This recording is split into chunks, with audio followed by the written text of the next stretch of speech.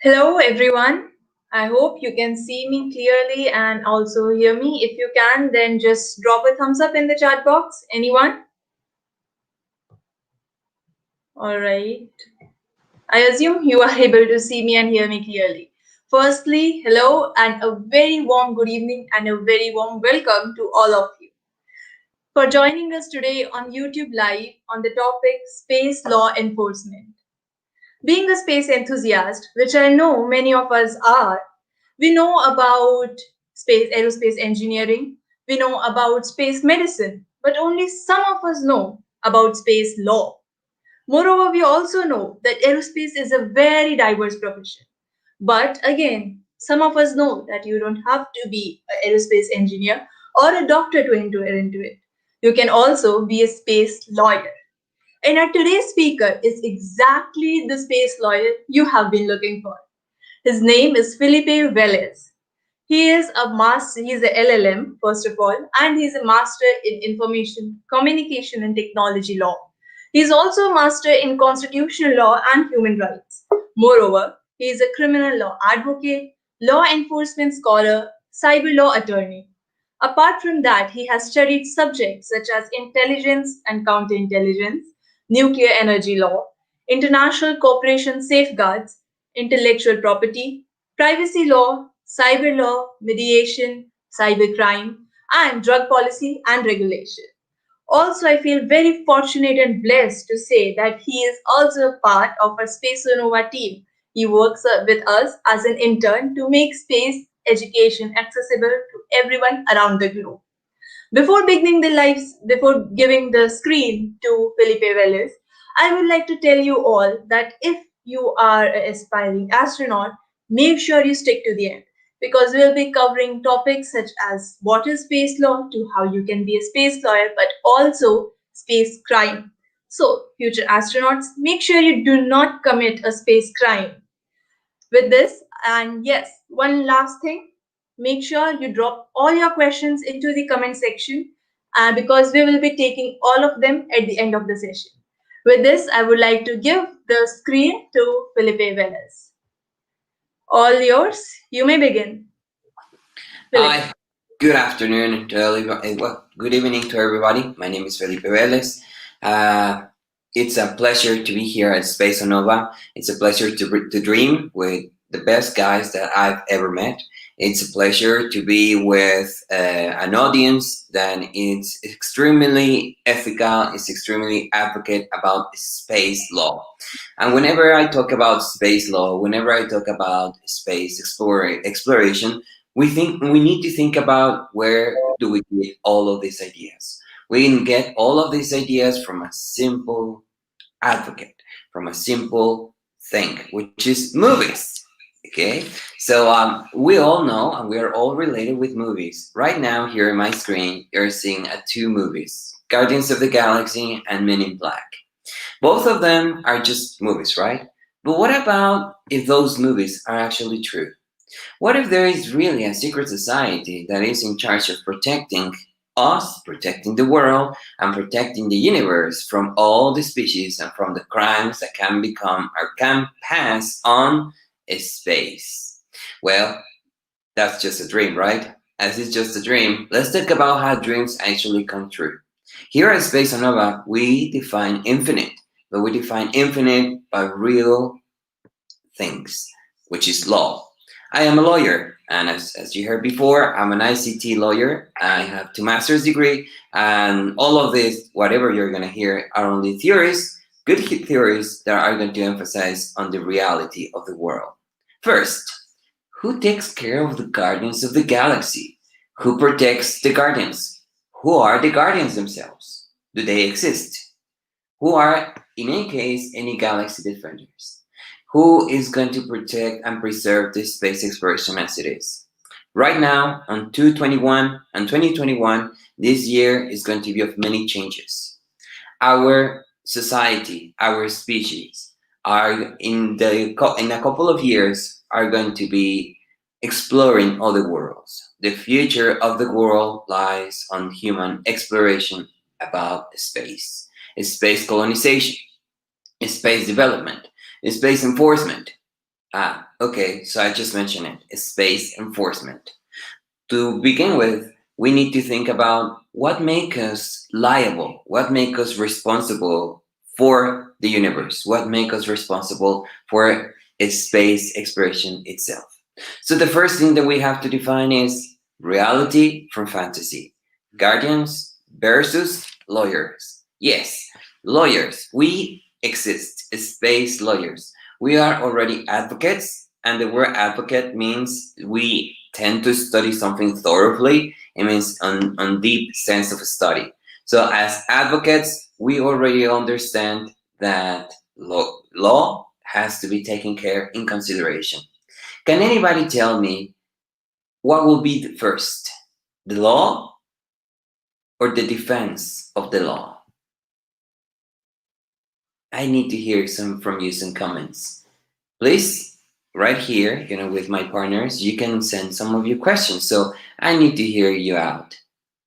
What comes first, the law or the guardianship of the law? Anybody?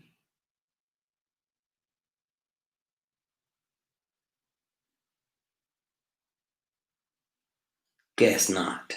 Not yet. Don't worry. So I'll be waiting for your comments, and in your comments, I need you to tell me some of these differences. Who is in charge? Why humans? Why do we humans have to protect the universe? Well, that will be the first question. First, who protects outer space? Well, in any case, the law. Okay, regarding the law, the universe of law, or the law of the universe, we have to check first who is in charge of developing and observing space exploration. Space law is a new branch of international law, initially elaborated under the auspices of the United Nations since 1960s. Yes, as you may think, space exploration is nothing new at all. It's not new, and it comes from already 50 years ago. 50 years ago, we've been developing something that is on the edge, exploring other worlds. But all of those dreams, they turn out to be a reality. Now, as I'm speaking right now, you're listening in another country. You're listening throughout the world my voice. That was just a dream a couple of years ago, but now it's a reality. Something that we have to live up with. What about when space exploration becomes our way of life? When we leave Earth, what's going to happen when we leave Earth? What do we leave behind? Are we going to encourage other worlds to think differently? That's what we're going to think about. Since 1960s, since the 1960s, the space race began in an outstandingly way, in a way that we were never going to see it before. So since then, the rule of law had to take care of it. So first, let's review the principles. What happened historically, and all of these events, how did they shape the way we perceive the law and the way we have to continue to preserve the rights of humans? First, we have the Outer Space Treaty from 1967. The Outer Space Treaty of 1967 is the basis of what we call now space law. The same treaty establishes what is the rule of law and who controls the universe. And as you may think, who controls the universe? Well, the one that controls the universe is the one that controls everything, from the economy of the universe, from the financial services of the universe. Everything is going to be determined by the rule of law. And guess what? It shouldn't be military. Why? So far in the arms race have to be checked on a reality. This reality is to develop and establish the rule of science as well. The rule of law becomes the rule of science as well. So science is only for peaceful purposes. So the space exploration itself, it also comes from peaceful purposes. So when do we define really how is going to conquer Earth? Who is going to conquer Mars? Who's going to conquer the moon itself? First, we have to come from an outline that this is a universal right. We all have to have the same rights. We have the same rights. That's what establishes the Outer Space Treaty of 1967. Since then, the Rescue Agreement of 1968 gave up a switch about how humans we were meant to be compromised by the space exploration itself. As you can see on the years, it was just a beginning. It was just the basis of what it was going to be the the moon landing. So the moon landing is, since the moon landing, we created a lot of effects on the law and how we perceive the law itself. So in 1971, we have the Liability Convention, and on the Liability Convention, we became into agreement of who owned the moon, and if anything happened about ownership, how that ownership really was going to change the world. So on the Liability Convention, we defined who was meant to establish the jurisdiction of investigation. Since then, we established who was in charge of investigating a crime in space. So after that, we have the Registration Convention of 1976. The Registration Convention of 1976, it established a due diligence of how outer space should be established, how outer space had to be convened by the terms of law and not the terms of pseudo law. It means we had to concrete all the bases of law. This basis of law had to be international standards, not only one country standard. So after that, on 1979, we created the Moon Agreement. All of this under the scope of the United Nations. The United Nations has a specific office, which is the United Nations Office for Space Affairs, Outer Space Affairs, UNOSA, we call it. So the UNOSA is going to be taking care of all the development of space race and the space law. Right now, on the beginning of time, we have to understand where we are set, how all these definitions, how everything became true. And it became true from the declaration of the principles of law. So, as you know, lawyers, space lawyers, we're not new. We've been 50 years on this business. Thing here is, how many space lawyers do you know? How many people do you know that specializes on space and outer space exploration? Not many, right? So, as not many, you are the one that is listening to me through this message. You can become a space lawyer. But first, you have to see how it became everything, how everything started from the beginning, 1958, the NASA program established. Since NASA began, since the beginning of time, NASA has and will always be here, okay? So 1958 was the grounds of, it was the space exploration. Then we had in 1966, the first probe on the moon, the Luna 9 from the USSR, which it was the Russian intervention. So all the intervention, all the standards that created the space exploration, it became first by the rule of law. So space lawyers were very, very old indeed. We've been already in business for more than 50 years ago.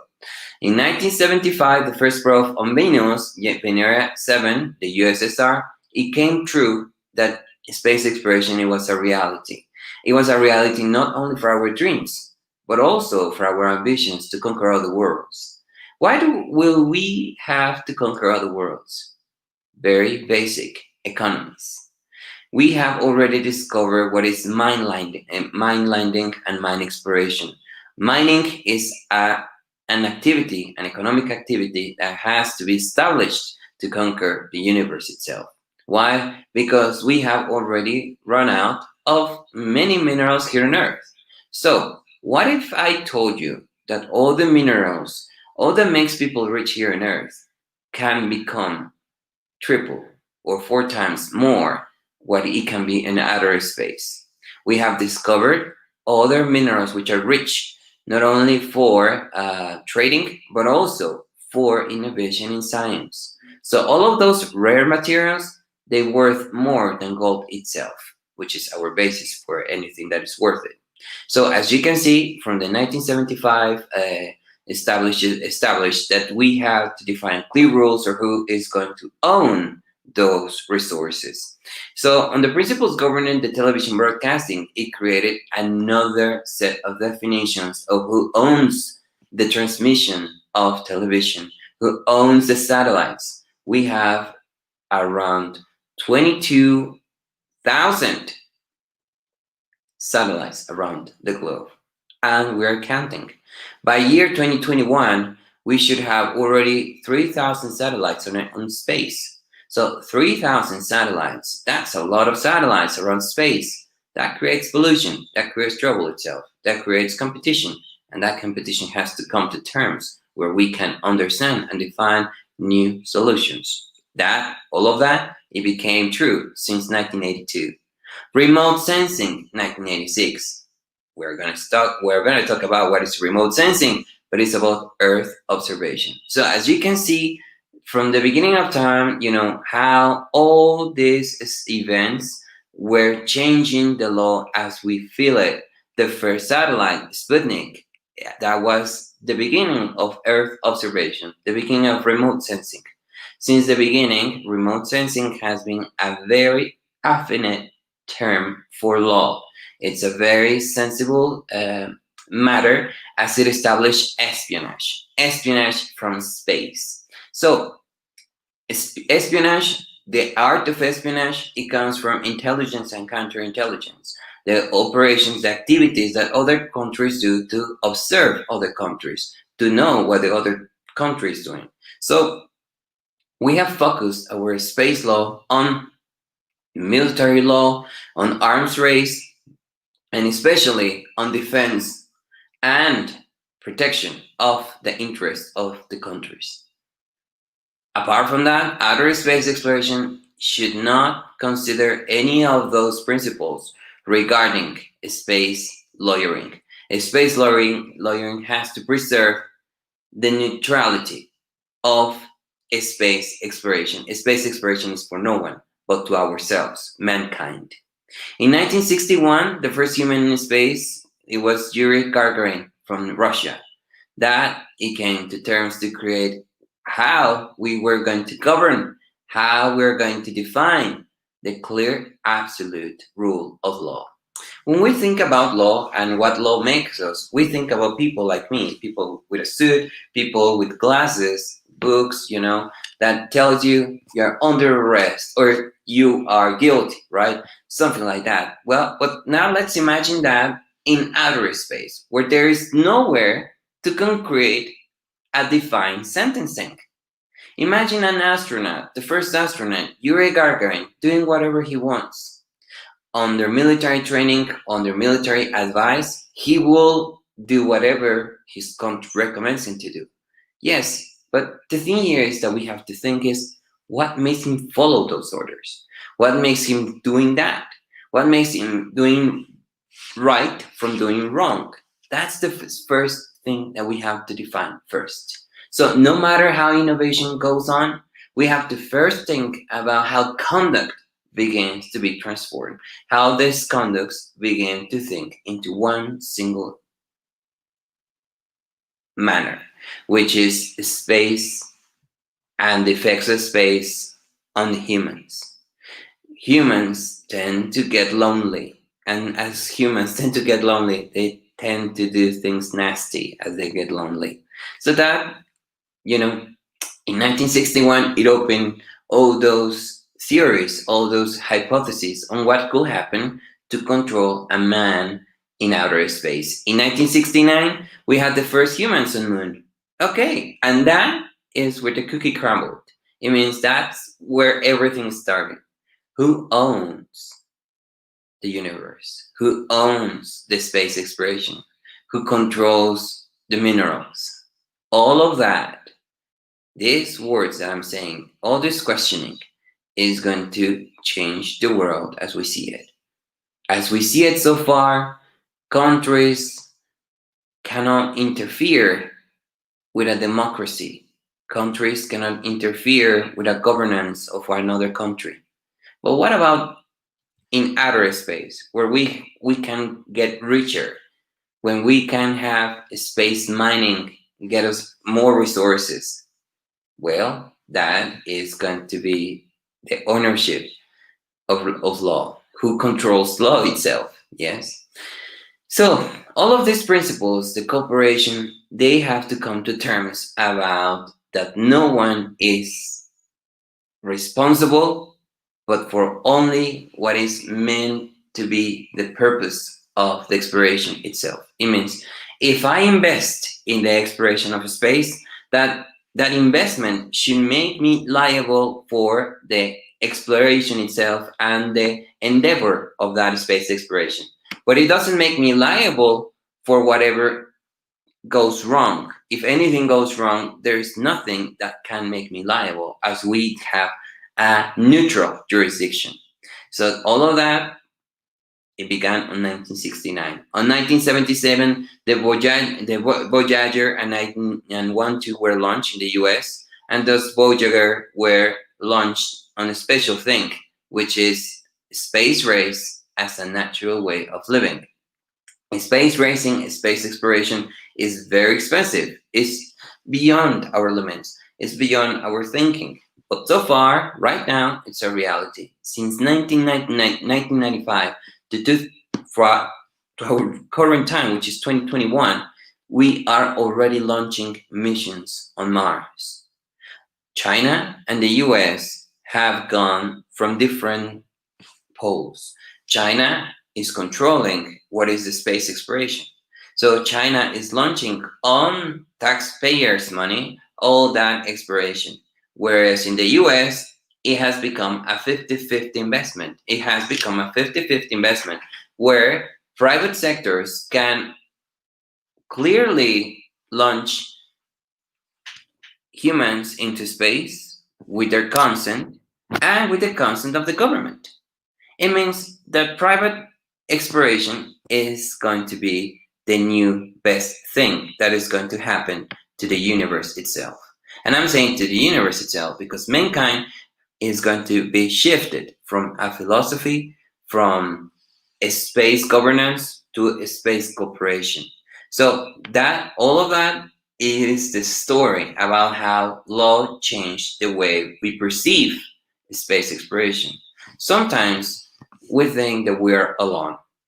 But myself, all of these ideas about who was in charge of the defense of the law, who was in charge of pretending that there was law in the universe, it wasn't me. It wasn't mine only. We have other scholars around the world that we have thought about a better way of making space exploration. The first person here is Cristina Snardi, a Juris Doctor from Columbia Law School. Cristina posted an essay which began with what I'm going to perceive as space law enforcement.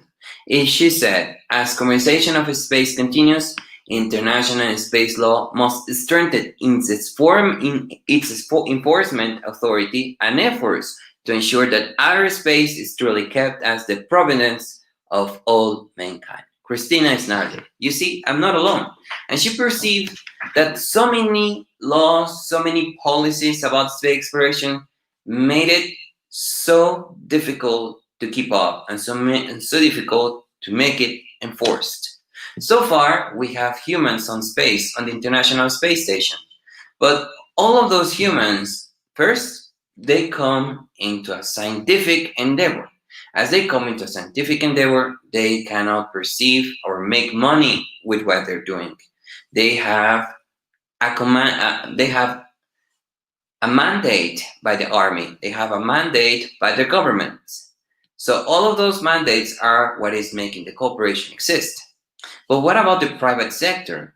What about the private sector launching personal and private missions? Who's going to control that? Who's going to regulate whatever they do?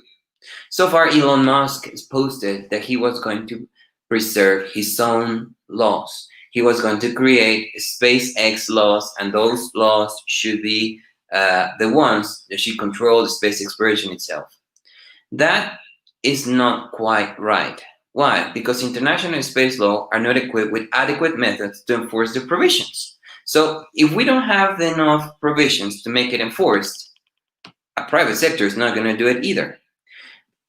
It's not only me who thinks about the space law enforcement it's already an absolute. So, as you can see here in the picture, the new beginning becomes now. Space lawyering is not anymore something of our dreams. Space law comes from other terms and terminologies. How do we come from new terms and terminologies? Well, the first thing that we have to define is the understanding of what we're using for space exploration. What we're using so far for space exploration is very infinite. So far, we have artificial intelligence helping us on space exploration. But who controls the artificial intelligence? Who controls Earth observation itself? Where does it go the privacy of the law? Where does it go your rights? Well, so the conclusion that it comes from all the beginnings that I just mentioned about space law comes from a single standard point, creating a single international regulatory and judicial authority with enforcement mechanisms necessary to regulate private actors in space. So, private actors in space have to be regulated and they have to be observed. They have to be observed by the rule of law, the rule of international law. The rule of international law comes from extent of cooperation. So cooperation versus cooperation is very different. We have to establish your cooperation to new endeavors. And I say you, the one that are listening, you have to cooperate with everything that the law establishes in the rule of exploration. Your patents, your trademarks, you own your patents, you own your trademarks. But when it comes to the benefit of mankind, you have to share your knowledge. You have to share your ideas. So far, space exploration is not an endeavor that comes so naturally. Well, at least not now. But a year ago, 2019, a sickness that changed everything. COVID-19. COVID-19 made us believe that impossible became true. In many movies, we saw the end of the world, but we never saw it so closely from in 2019 and 2020. And I have to say that was just the beginning. That was just the beginning of the rule of law and the learning of humans before humans. It means that we have to preserve first what we are, humans. And the only way to preserve it is to enforce the law itself. People like me, before the pandemic, were thinking about all these regulations about artificial intelligence, about cyber law, about cyber persecution, about digital experience and digital rights. People like me changed the beginnings of digital policy. And it was just in the beginning of the pandemic. So as it was in the beginning of the pandemic, nobody thought that this pandemic thing would last more than a month, more than 2 months, more than 3 months, then it became a longer extent. That happened only from a dream. And now we are regulating what is already here. We're regulating intelligent buildings. We are regulating international contracts, preserved by digital policies. Space lawyering, space enforcement is something that is already going to happen.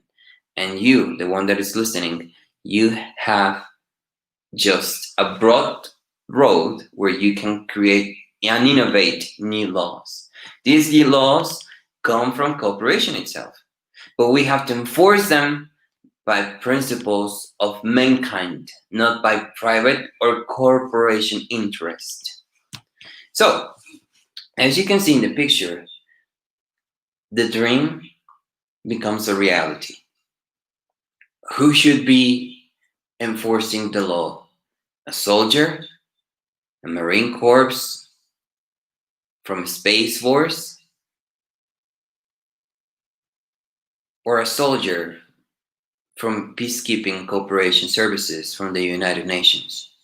Who is to who is to control the universe? Who is going to observe and perform the execution of the law?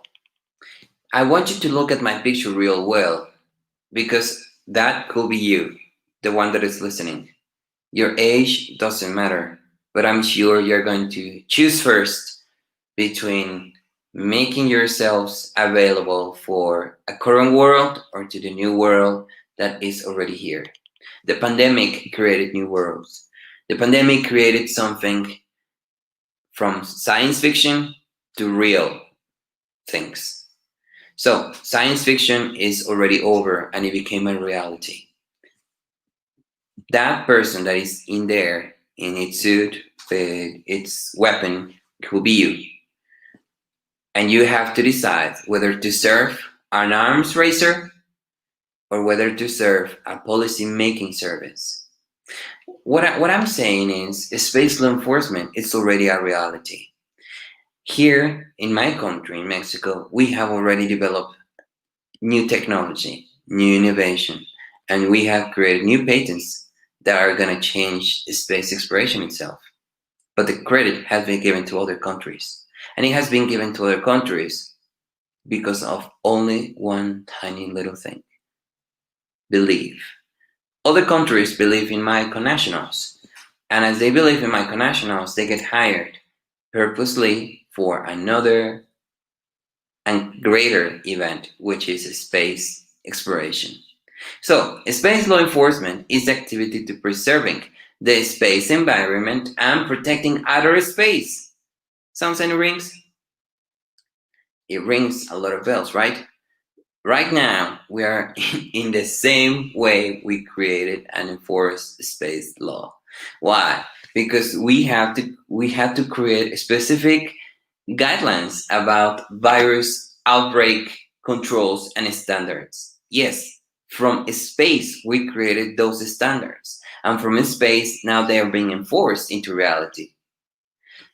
So far we have some techniques about how to fight the virus or to prevent infection, which is, the distance, which is separation from human to human, which is to have to wear a mask.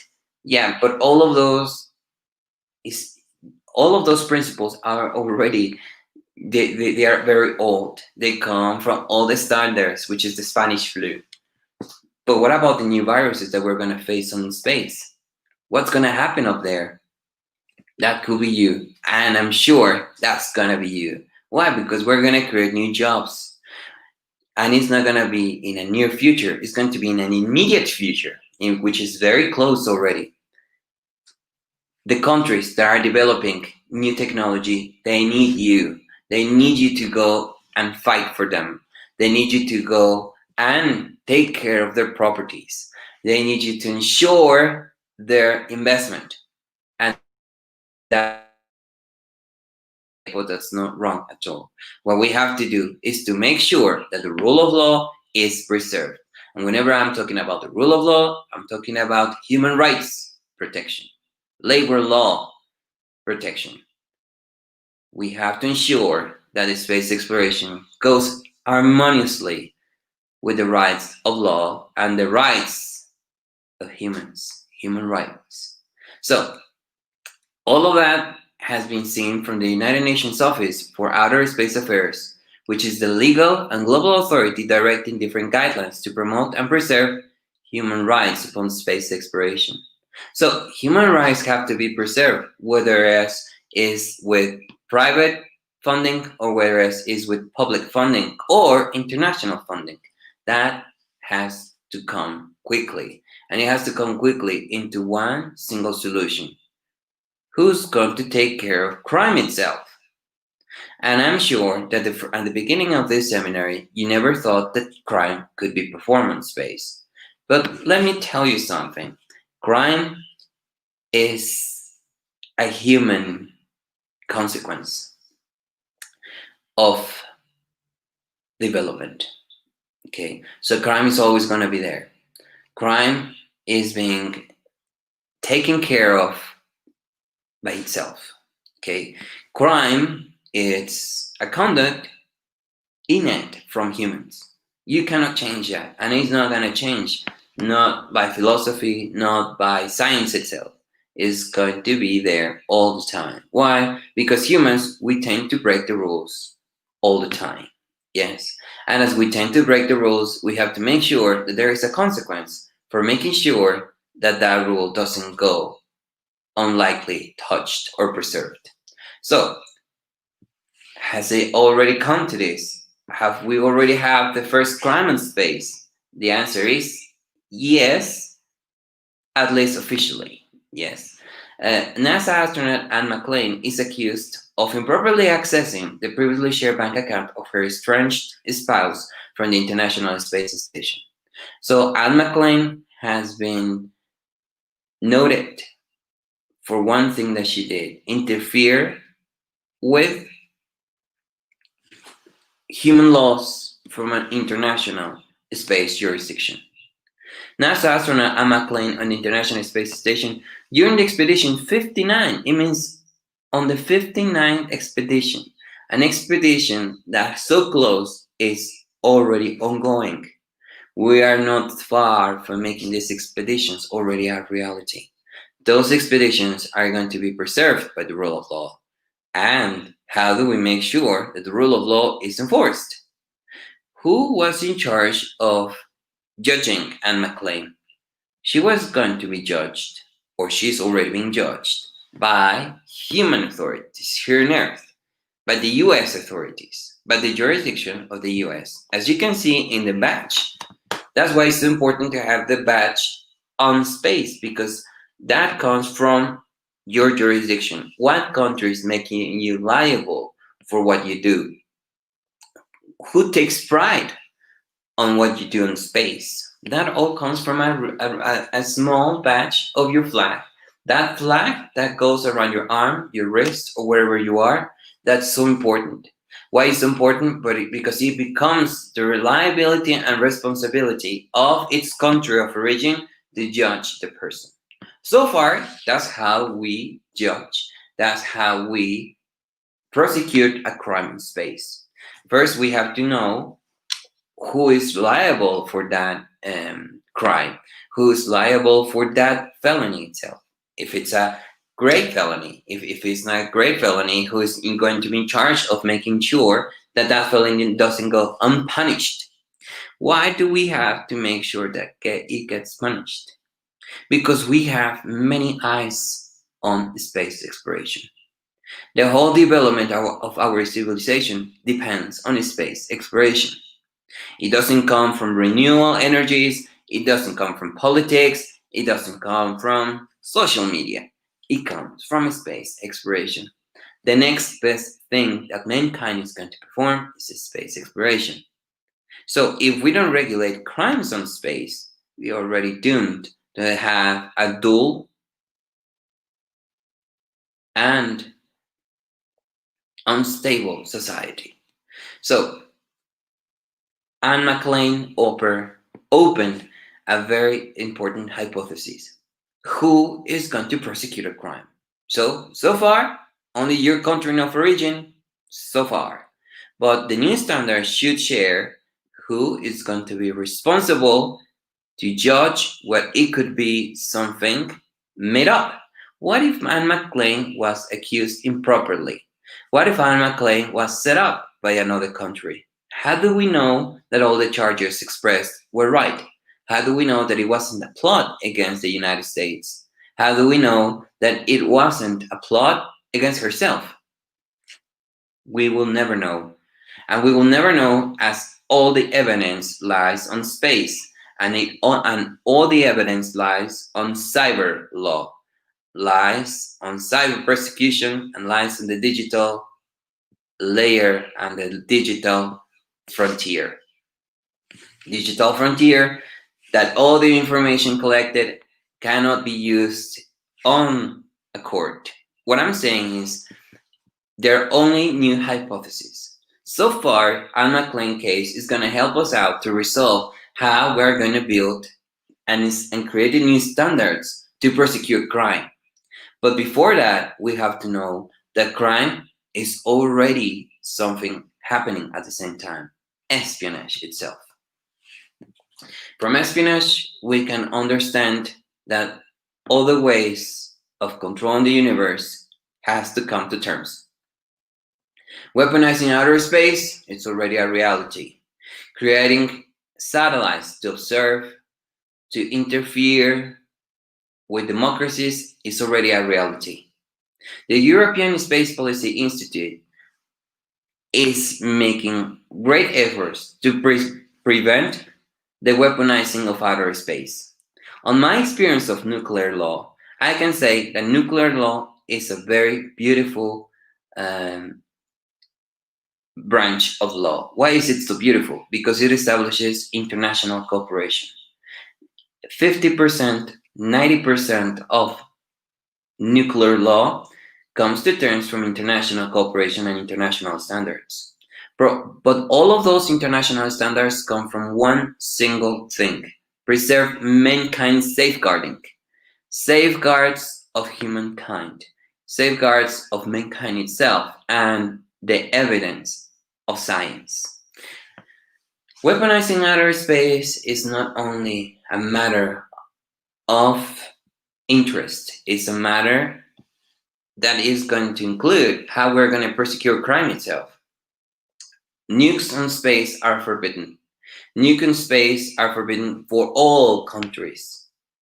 But at the same time, it allows some countries to enforce the law by nuclear law.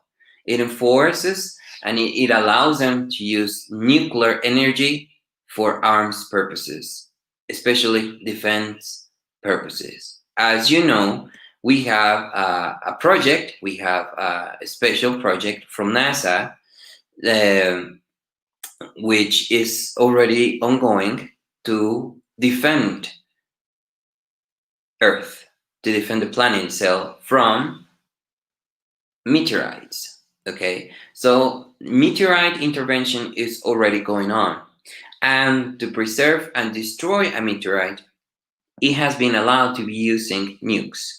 Nukes on space are already a reality, and it's legal. It's legal in the terms of defending the greater interest. The greater interest is mankind itself. But whenever we're talking about the greater interest, we have to understand what comes first: law or the necessity to create new laws. So far, we have preserved nuclear law with international cooperations and international safeguards, making sure that the nukes in space are for only one specific purpose. But what if that purpose was from the beginning non-interactive? I'd like to know from all of you, if you can hear me out, what will be the difference between having nukes on space and having those nukes in space controlled by other countries? That would be an important question. Is anyone listening out there? I want you to know that nuclear law is not easy, but I can tell you that nuclear law and space law they come hand in hand. Why? Because some of the space endeavors, they naturally are going to come from nuclear law. All the energy that is going to be used on space, believe me, is going to be taken care of by nuclear law. We have Didymos, by example. Didymos is a meteorite that is coming to Earth. Didymos is an immediate meteorite that is going to crash, is going to try to crash with Earth. And so far we have a program on NASA which is called DART. DART comes from redirection test. It's a redirection test, and the name itself, it comes from saying that we can use nuclear law, we can use nuclear energy to defend the planet. Planet defense, or Earth defense, as we call it, space defense. It comes from protecting our planet from outer space bodies that can harm that can harm not only our country but can harm the whole world, the whole globe. So DART is already programmed using nuclear law. As you can see here in the picture, we have a soldier that lies before a nuclear edge, because nuclear law, nukes itself, is going to be already a reality in the future. And I'm not going to say in immediate future. I must say that it's going to come in a long future, because we have other energies that are helping us out on the space exploration. Nuclear law is not everything so far. We have other energies, renewable energies, that are helping us out on the space exploration. the more we know about these energies, renewable energies, and especially all those energies being used for space exploration, the more it's going to help us out to understand how we're going to define the clear path for mankind itself. The other issue that we take care of in space law enforcement is the resolution adopted by the General Assembly relating on the principles on remote sensing. I'm going from the fantasy to reality. From the fantasy to reality, I'm going from space exploration to more real things that are happening right now and that have to be considered on space law. Space law is not only something old, something invented, it's something that is already made up, it's something that's clear and is real and is present.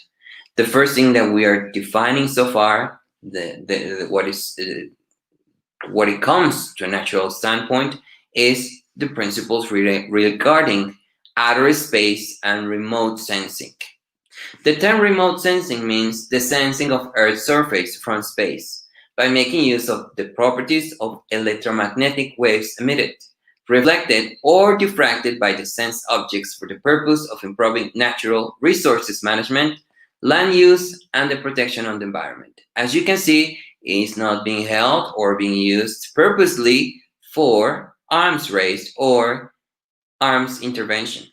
That is the main core thing about space exploration, and it's the main core about the rule and the evidence of data information.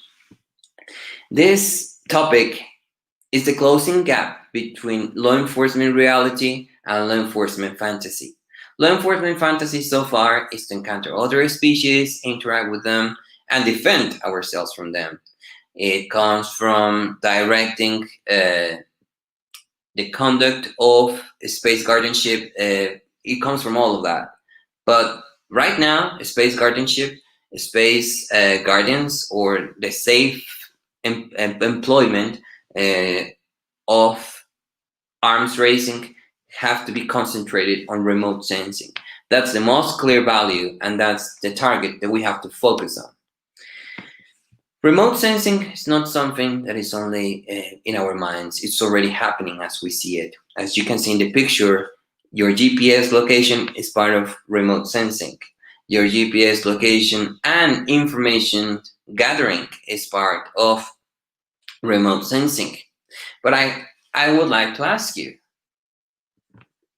are you aware that your smartphone is part of a remote sensing program? Do you know that you give permission to use your information as a tracking device? Do you know that that tracking device is set up to build a concrete network of espionage and counter-espionage purposes? Do you know that?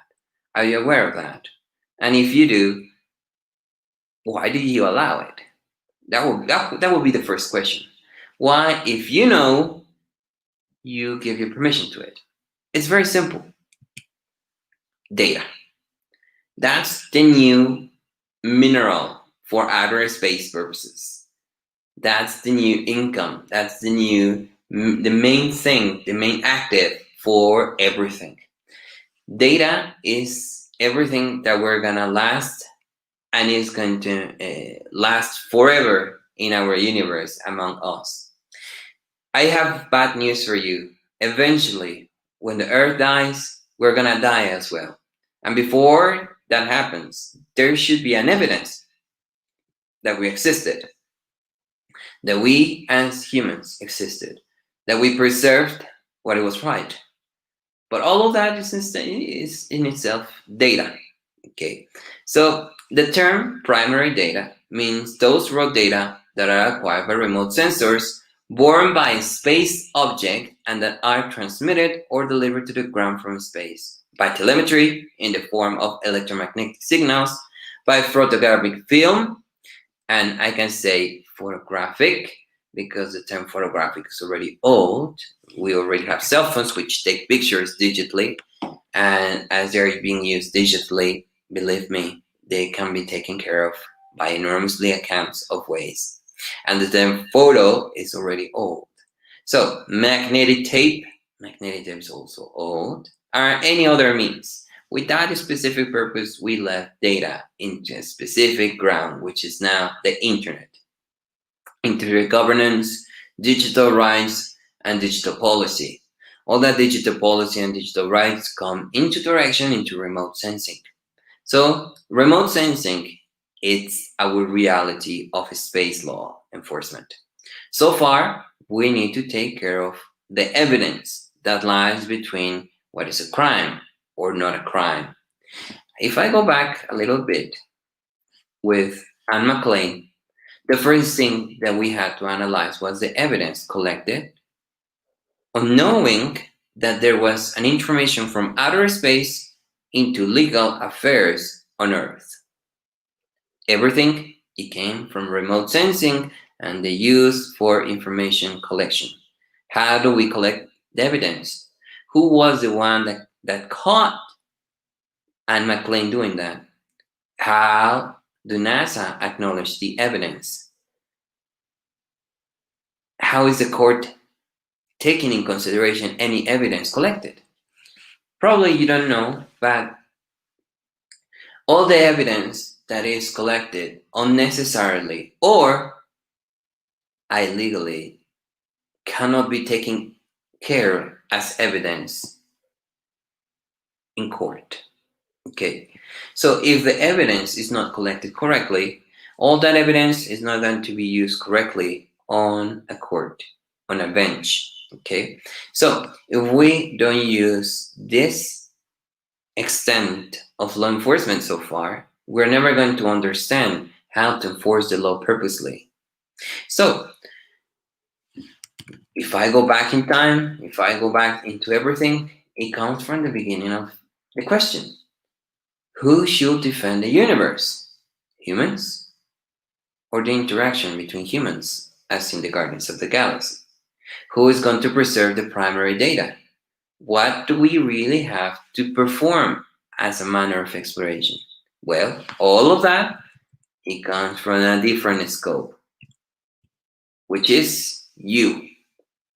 You are the one that is going to make this change. You're the one that is listening. Because you yourself, you provide data. In the early beginnings, we had information preservation, but that information preservation comes from a single person, which is you. The term process data means the products resulting from the processing of primary data needed to make such data usable.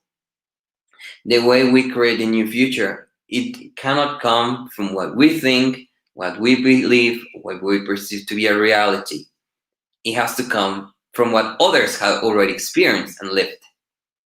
So all that information gathering, it comes from you. You are the best asset that governments have to acquire new knowledge for space exploration. Artificial intelligence builds and nurtures from data, from primary data. So again, the question is, are you aware of this? Are you aware that so far we have laws governing outer space? Are you aware that there's little to know about who's controlling the universe? There's little to enforce as we don't have enough provisions.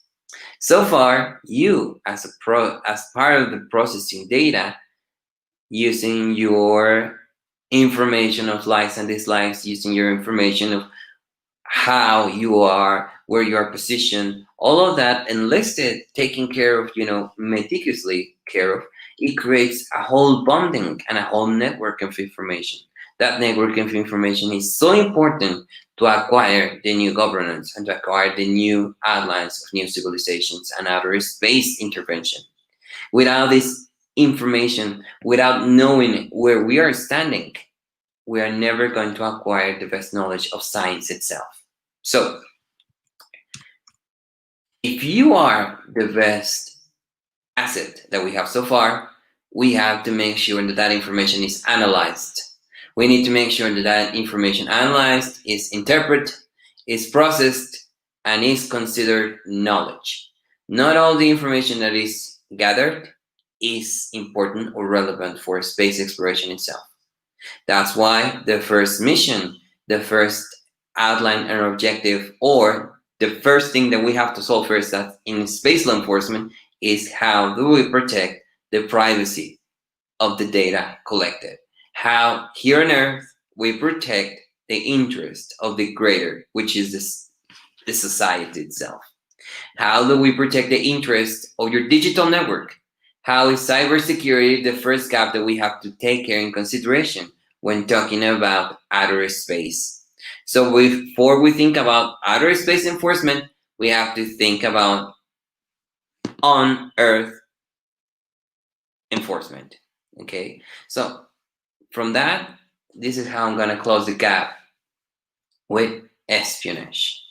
The term remote sensing activity means the operation of remote sensing space systems, primary data collection and storage collections, and activities in processing, interpreting, and disseminating the processed data. All of those words that I just used, data collection, storage stations, processing, interpreting, disseminating, are words that comes from the cycle of intelligence and counterintelligence. So that cycle has to be taken care of as only one thing, espionage. So among all of that data that's being used to perform new profiles on space law, that is being used as new performance of your information, you are the one that has to preserve all of that. And you, the one that is listening, you already have a new job. That new job is digital policy. That new job is the space guardianship or a space policy. Your new job, it comes from a space exploration already on Earth explorations. So the first thing that you have to do if you want to become a space lawyer is to understand where you are. Understand what you are. You are this. You are just an active of information. When we go to work, we become an active. When we are part of a company, we become part of an economic gap.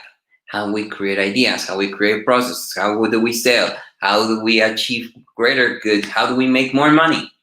Yes, we acquire by progress itself. But progress itself creates new gaps, new ways and understandings. So if you want to become a space lawyer, first you have to understand what governs your country, what governs the international institutions on space exploration. If you want to have and perform a space lawyering, you will have to define what's best for mankind. What are the ethics of mankind itself? How do we control humans without controlling them? How do we use all the information gathered? How do we make sure that all the information gathered, it doesn't come and it doesn't end in the wrong hands as being used for espionage purposes? That is the close gap for space law enforcement. That's how you become a space lawyer. First becoming a digital law and policy lawyer. First understanding and developing the ideas of evidence collection and forensics of evidence gathering. All of that, all of those ongoing positions are going to tell you and lift you up for the next best thing, which is a space law. Space lawyering is not new, as I could recap here in my presentation. It's already 60 years old. What is new is all the new principles that are not written yet. None of the principles, none of the things that I have just said are already written, understood, or just said. No, they can be changed by scholars like us. They can be changed by achievers like you. They can be changed by dreamers like you. A dream is more important than anything in this world, but that dream has to be preserved by the infinite network of peaceful mind, a peaceful purpose for mankind, not private purposes, not corporate purposes, but for all mankind and for all the universe itself. From that, I end with my presentation and I'm ready to listen to your questions and to your interventions. Thank you for this opportunity. Thank you, Spaceonova, and thank you all. Hello. Thank you very much, Felipe, for this extremely insightful session, I would say. It felt to me like as if I am knowing a background plot from a very sci-fi movie. And I'm sure there will be a sci-fi movie in future specifically on space law. Well, the comment section is apparently flooded with lots of comments and questions. Let's start with the very first question. It is from Sunil Barik. The question is, what crimes can occur in space and what are their consequences according to space law? Okay, very good. Well, so far, the first crime that we have is espionage itself, the wrongful doing of evidence collection and the wrongful of data intervention. So those are the crimes that are already being performed as we're speaking, and those are the ones that are being prosecuted as we're speaking.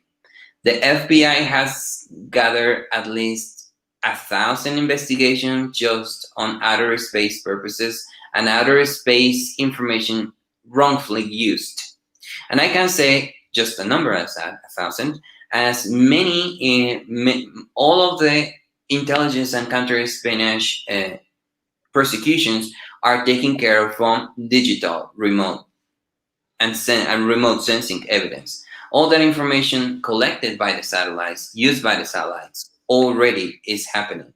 And those are things, crimes, as we're speaking, they are happening against the interests of a special country so far, like the FBI. The CIA has preserved and has intentionally enforced the law of outer space purposes to prevent counter-espionage.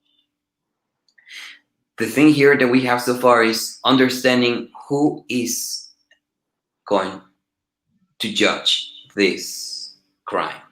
And so far, we don't have a specific jurisdiction. The specific jurisdiction comes from where the liability comes.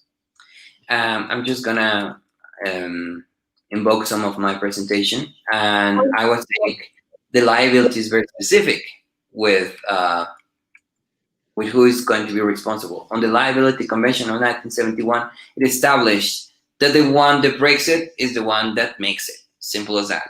So if you break the law, you have to make sure where is the damage performed and how is going to be the damage be, translated into reality. So if that damage comes from for the interest or a specific interest of a country, that country can attract the jurisdiction and can perform a prosecution upon that crime. So that will be, if you break it, you make it. Simple.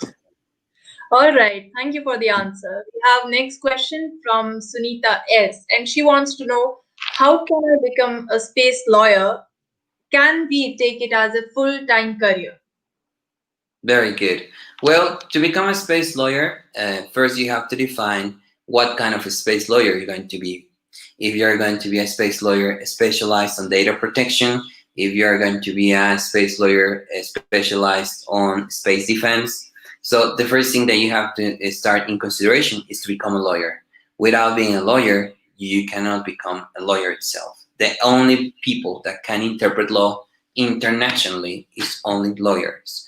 Only lawyers, no matter your country of origin, are the ones that, when we have an academic achievement, that give us just an evidence that we understand the law. But for example, in the United States, you have to have a registration. You have to be part of a bar of lawyers. And when talking about space lawyer and space affairs, so far we don't have a specific certificate for space law. That's an international corporation, an international background. So anybody can become a space lawyer as long as they understand and can enforce the law.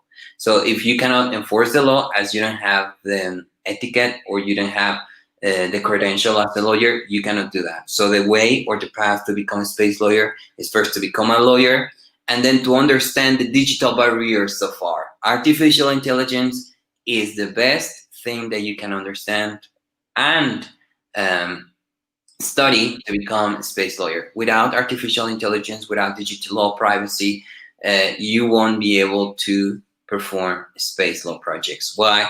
Because that now these are defeat for space exploration. So as you come into terms to that, then you have to make progress, making new rules about the space exploration and new hypotheses. So we have a special gap where I'm going to be concentrated, which is a space policy and a space diplomacy. In space diplomacy, may you understand the International Space Station. The International Space Station, it enforces already, which is a space diplomacy. So from there, you can be an international relations scholar and understand about that. But when you're understanding about that, probably that could be the gap to become a space lawyer without being a lawyer. All right, thank you. I think Sunita has got the answer. We have next question from Astro Roxy. She wants to know what will happen on Mars if there is no space law. Will Elon Musk take over? What are your views on this? There is a very good question and probably something that I'm going to regret saying. But I can say that Elon Musk cannot control the universe by himself. And he cannot, as we already have disagreements and we have all these treaties, which specifically forbids any private person or any private party to try to ensure a new law without the consent of the international community. It's already established here in the conventions themselves, and it establishes that no one can own a space debris, that nobody can own any part of the universe, as the universe is not ours. So the first thing that we need to understand and make sure we all understand is that no one owns the universe. The universe is not ours. And as soon as we get to Mars, probably I'm sure that's gonna change, and they're gonna try to change this legislation, saying that it's old, that is from 1967, that new gaps and new frontiers have to be changed, and that's why they create new laws. So I'm sure that's gonna happen, but it shouldn't happen like that. Okay, thank you. Next question is actually from me. Is there a space law for space debris? Yes, we have a specific part of law and a specific part of space law to take care of space defense and the control of space debris. That branch of law or branch of space law, it has to come into regards that no one can own the space debris, and specifically they have to be prevented from hitting Earth. DART, this program that I just mentioned, it's very specific about how we can redirect. That's why it's a test. That's why it's not a mandate. How can we redirect any space debris from coming to Earth? And that is already a reality. DART is happening this year. Actually, The Economist said that it was one of the main. It's going to be one of the main headlines on this new year in 2021, as we have this. This meteorite called Didymos. Didymos comes with Dimorphos, which is we're expecting two meteorites to crash into Earth, and these meteorites, as they're coming to Earth, DART is going to be used everything to change the direction of the space debris. So that's the first thing that we come already handy, and it's already going to change the way we perceive space debris. All right, thank you for your answer to my question. Next question is from Daksh Miglani. He wants to know what about individual claims to interplanetary objects outside the Kuiper Belt. Okay. As I said before, we have something called universal rights, Universal Chart of Human Rights. So all the rights have to be ensured to be performed either here on Earth or in any part of the universe itself. So any claims or any exploration comes from the country that is performing that exploration. So if it's a US company, if it's a Russian company, if it's a Japanese company, they are the ones that have to be liable and being held responsible for anything that is up there. But if it comes from a nature of a universal right, a universal affair, we all as men can have to agree to enforce the law, whereas it's here or in outer space. Okay. Again, we have the next question from Daksh Meglani. This time his question is, do you think the Outer Space Treaty causes more problems than it solves since it is based on Antarctic Treaty? Yes, well, it's a very good question. I will say that it is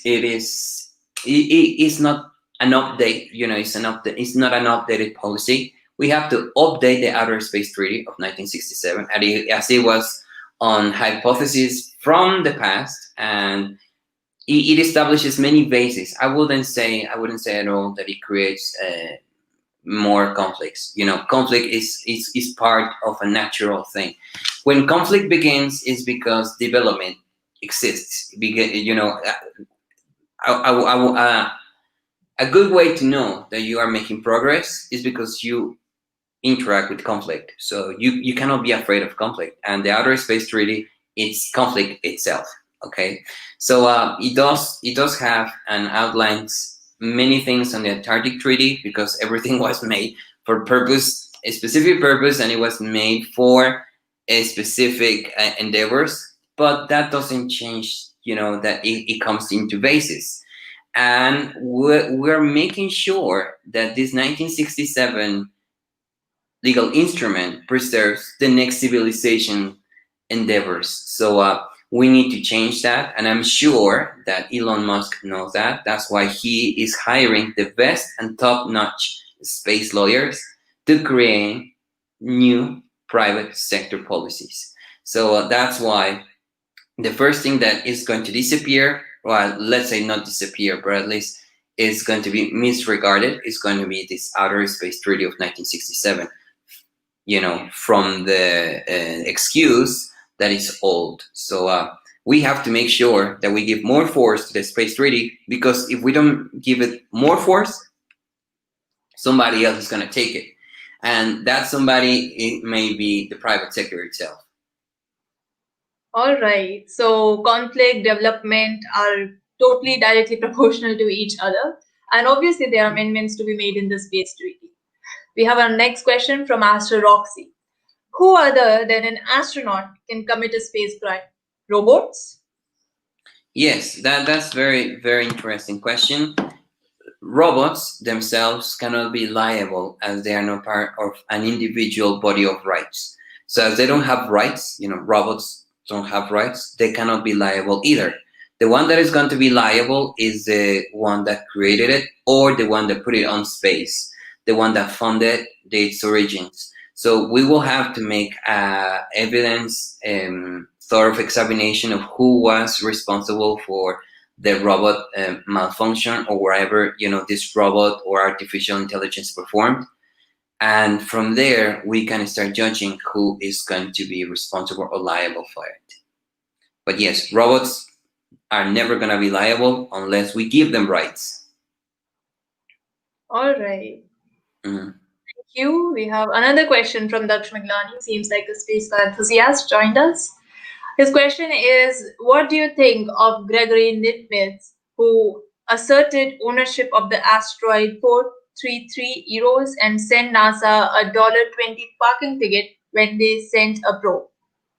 Well, that was just let me say, it's a comical and, let's say, unethical and unpurposely strategy, because it's never going to have any success. It's not going to have any success as he's not making property of something that can be liable as property. So any motion should be denied, and it should be taken care of as not. It cannot be legal, as first there is no ownership right, and second, the ownership or the type of ownership is not made on the same right and claim. So it's just a comical thing. Yeah, I understand. Thank you. We Mhm. have another question from Asteroxy again. Also, people are buying land on moon. What about that? Probably she wants to know if there is any space law governing that or anything. Yes, it's a very important question. The Artemis programs, it's based on a commercial plan. And the Artemis program is not only for science progress, but it's also, as we are speaking, is also a private sector economy, a microeconomy. So far, the Artemis, let's say the Artemis rules state that no one is going to own the moon, but the one that goes into the moon and controls and performs any science collection, any science exercise, he will prevail over there. And whenever we say he or she will prevail over there, it means that he's going to take care of control of that. When I'm saying taking control of something doesn't give you the ownership of that. So the legal basis of the Artemis rules is based on space exploration and mankind endeavors. So it doesn't come to the terms of ownership. It comes to the terms of controlling a background. It comes to the terms of controlling a standpoint. So it doesn't come to ownership, and it has never stated ownership over the moon. It has stated a gap to control the science research and control for commercial purposes the moon, but it doesn't talk about ownership. All right. I didn't know that there is a difference between ownership and taking control, but I guess now I know. Thank you. We have next question from Sunil Bale. What if tomorrow there is a meteoroid impact on my locality and I found that rock? Then who will own that, or will I become a millionaire? Will I become You- a millionaire? It's a very interesting question, and the first thing I can tell you is that by the rules of ownership, the general rules, the universal rules of ownership is that whoever that finds an object which is not owned by anybody, it means whenever we're saying that it's not owned, it means that it has no right or it has no resistance to be owned. Yes, if there is no resistance to be owned, you can acquire that you can possess and you can get that object. But when we're talking about meteorites and all of that, it establishes that there is no property for any country. That all of those debris or all of those meteorites they perform to the mankind itself.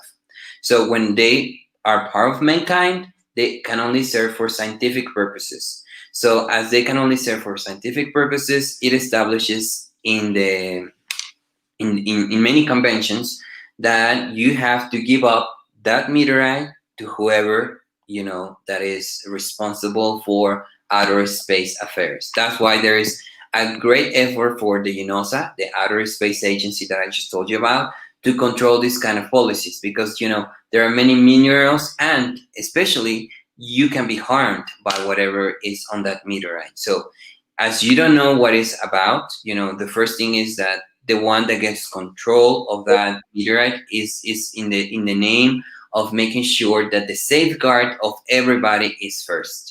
So that's why you cannot own a meteorite. You cannot own something that is from outer space. Theoretically speaking, you can own it and you can become rich, as you say. But it depends on where in your country. As I understand, India is part of the UNOSA, and India it should make first the efforts to preserve the evidence and preserve anything that comes from outer space, making sure that it's not it doesn't harm society itself, and making sure that that evidence is only made for specific purposes. So if you are taking that evidence, in theoretically speaking, you should be liable for a crime against your country and against a convention. All right. Mhm. So if I find any meteorite, I'll probably give it to the scientific community, not just for research, but for my own safety. After all, safety is the most important factor which we have to consider whenever it comes to anything related to space. Right. Next question is from Physics with Praveen. Who will be the representative if we are happen to have contact with extraterrestrial species? Do we have a law for that? Very good. Yeah, as I was saying, there is a specific branch of the space law, which is space law diplomacy and intergalactic diplomacy. So we have that gap closed, and we have a convention every year, which is the Astronautical Congress. In the Astronautical Congress, all the scientists and scholars on space law, we come with the international community, and international community we create what is on the board of justice and legal affairs. And on this board, we preserve, or we're trying to preserve, what will be the best mechanisms for intergalactic diplomacy. We already have some sets of scholars, let's say research on that, but we don't have something specific.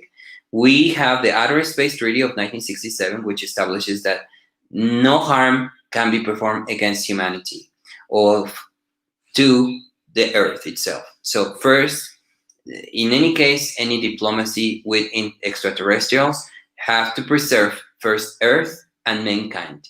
If there is any break, I'm sorry, if there is any outbreak in this relationship, or is there any harm to this convention, it should be responsible for that, and we can take extraterrestrials are as hostile to mankind endeavors.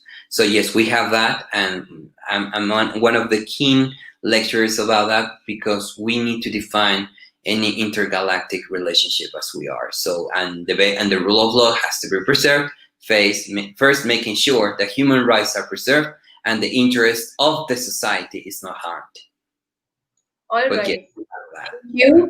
We will take one last question, and this is from a space lawyer herself, Ashmita Deb. Her question is, if robots perform wrongly for technical issues and destroy natural resources in space, what kind of penalty will be imposed, like any insurance? yes, very good. Yeah, that's very new. I was in a conference in 2016 about that, and what we concluded, or what the panel concluded on the judicial rights about the space exploration, is that liability is very important on space exploration. So whoever country that put the robot over there is the country that should make any changes of repair, or should be making any efforts to alleviate and perform any agreement on making sure that everything is established the way it was before the space exploration. And if that cannot happen, there should be measures of no repetition. These measures of no repetition establish that you cannot do it again, and you have to take care control of that robot and all the consequences of the robot. So make sure that your robot works, and if it doesn't work and there is a malfunction, it should be taken as a malfunction, but the liability should be taken care in consideration as soon as is possible. It means, so if the robot makes something wrong, you pay for it, and as you pay for it, you make sure it doesn't do it again. Simple. All right. I understand now. So we have to hire really good engineers, I guess.